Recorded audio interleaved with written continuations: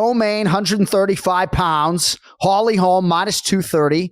Yana Santos is plus 195. Holm coming off that split loss to Ketlin Vieira last May. Very close fight.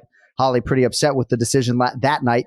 Santos, formerly Kunitskaya, has taken some time off to have a child. Thiago Santos, the husband and the father, if you're wondering. She lost to Irene Aldana last time out by TKO. That was July of 2021, but she had beaten Ketlin Vieira earlier that year. Holly Holm, minus 230. Kenny, Yana Santos, plus 195.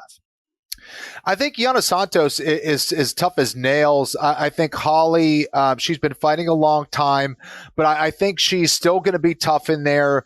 I think that everything that Yana does, Holly does a little bit better.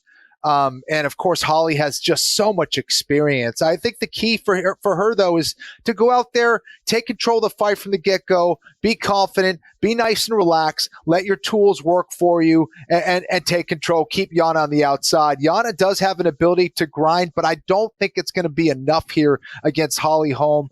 I like Holly here. I like Holly, and I'd like to add another unit to that pick. Hey! Oh, look at that. So $460 to pay $400 on Holly Holm for Ken Flo. Hey, Kenny, by the way, how's my Wi-Fi? How's my video? Is it freezing today? Be honest. Nobody else say anything. It's freezing a little bit? All right. So just so you know, bro. So just so you know, in the last 3 weeks, I've spent about $600 trying to solve this problem. No, hear me out. So I have a brand new modem downstairs, but some people are now telling me that when you get your modem through Xfinity, it's not quite as good, right? So now I'm going to go buy some fucking $400 modem at the store. Hang on, right? I'm hardwired to a brand new fucking router as well, right? And I've gone up I've gone up as high as you can in terms of whatever internet speed I can, and it is fiber optic as well. So now some people are telling me I got to pay $200 a month just for like exclusive fiber optics. So whatever we need to do, but obviously, Kenny, that was not the update that I was looking for. Co-main event at bantamweight, Brian Petrie, Holly Holm minus 230, Yana Santos plus 195. Fuck. I don't know what the internet situation is. Florida, John, what is going on? Well, no, my twin brother, your biggest fan, lives 2.6 miles away. No issues whatsoever. Yeah, so. that's absurd. I'm sorry, Johnny, but yeah, this is a good fight. I mean, listen, I'm down, so I should take Yana Santos, but I just can't. She doesn't throw enough for me. Her 3-round fight against Ketlin Vieira, she threw 47 strikes in 3 rounds. You know what I mean? She just doesn't have the volume, and that's what Holly Holm does. The Ketlin Vieira fight was weird. Holly Holm is probably, if not the most decorated female martial artist. I mean, she boxing, kickboxing, MMA. Her last fight, she looked like a professional Greco-Roman with all the clinching. I mean, she is trying to do it all. I think she needs to stay on the outside here. She hasn't had a finish since 2017 over Betskeda. And I would like to see, I nailed that, John. I nailed that name right there. Old Betch. I nailed Betch right there, bro. I like to see her a little more in space with her kicks and her punch. I mean, her boxing's top notch, right? And Yana has been finished on the ground. Holly can wrestle now. She's proven that. Cardio's never a problem. So as much as I want to go against opposite Ken Flo, I got to pick my spots, and this wasn't the one I'm going to pick. So I'm going to go Holly Holm as well. All right, and we will go right back to you on the main event. Corey Sandhagen, coming off a TKO of Song Yadong last September, is minus 155. Marlon Chito Vera plus 135. Sandhagen has lost 2 of 3, but he has a green stripe on his Wikipedia page, and if he is the guy to upend Chito here and halt Chito's momentum, Sandhagen's next fight absolutely could be for a belt. I know we have a little bit of a logjam at 135 pounds. On the other side, Chito has won 4 in a row. And as the greatest finisher all time in this division, if he wins a 5th straight here against Corey Sandhagen, even by decision, his next fight's going to be for the title, even if it's fucking 12 months down the line. Brian Petrie, Corey Sandhagen, the favorite. Marlon Chito Vera, the underdog. We'll need a prediction right now. I love this fight. I was bummed when they moved this fight because then I just had to wait longer for it. This is great A plus matchmaking. Listen, this is an interesting fight because Corey Sandhagen is a guy I'm very high on, and I'm high on Chito. I slept on Chito for a while, if I'm going to be honest with you, but he's different, right? I mean, Corey Sandhagen laid 169 strikes over Petrie, excuse me, and I think he might have won that fight. If you people, I went back and rewatched it. That was a very close fight. And Sandhagen against Song Yadong, physically, it looked great.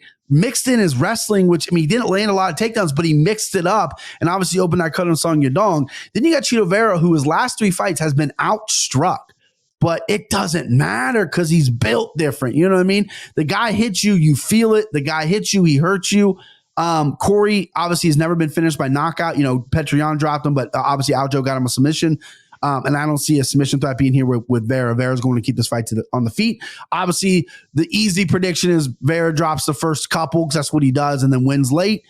But this is a different guy. This is a different athletic dude here. And I got to be honest with you, I was going to take the dog no matter what. I think it's that even of a fight. And with Cheeto being the dog, I'm going to go dog here. I mean, I can't go against Cheeto with his streak.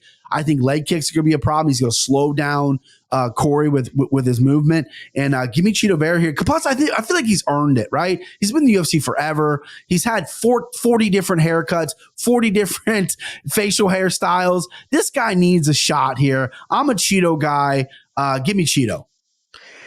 We did do an interview with Cheeto Vera, I think 4 or 5 weeks ago. You can check that out on the Draftkings YouTube channel right now. Just search Anik Florian Cheeto Vera. If I know Ken Flo, this is one of the harder main events that he'll have to select all year. We've had both guys on the show. You really admire both of these guys. Corey Sandhagen, Cheeto Vera. You still reserve the right to abstain, Kenny, and I wouldn't be surprised to see you do so. But at least please give us your analysis and a prediction if you are so inclined.